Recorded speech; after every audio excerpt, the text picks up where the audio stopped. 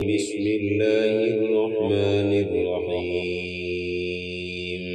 يا أيها الذين آمنوا لا تقدموا بين يدي الله ورسوله واتقوا الله إن الله سميع عليم.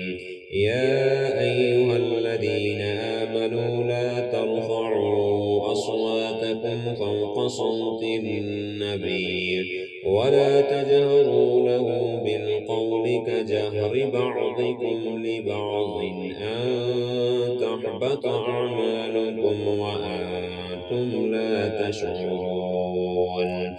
إن الذين يغضون أصواتهم عند رسول الله أولئك الذين امتحن الله قلوبهم للتقوى لهم مغفرة وأجر عظيم.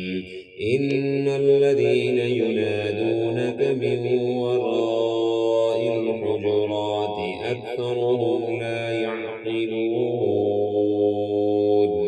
ولو أنهم صبروا حتى تخرج إليهم لكان خيرا لهم والله غفور رحيم. يا أيها الذين آمنوا إن جاءكم فاسق بنبأ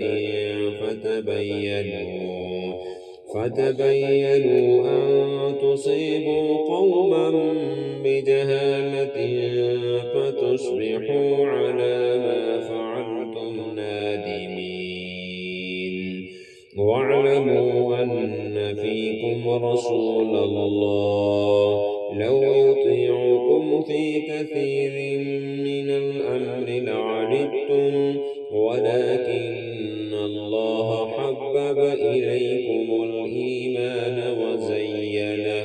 وزينه في قلوبكم وكره إليكم الكفر والفسوق والعصيان أولئك هم الراشدون فضلا من الله ونعمة والله عليم حكيم.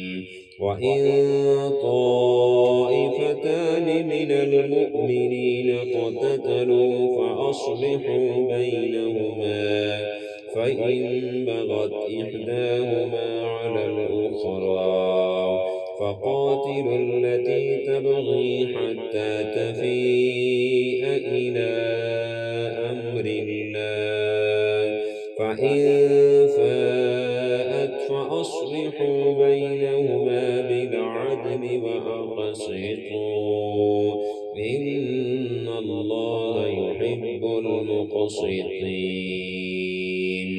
إنما المؤمنون إخوة فأصلحوا بين أخويكم واتقوا الله لعلكم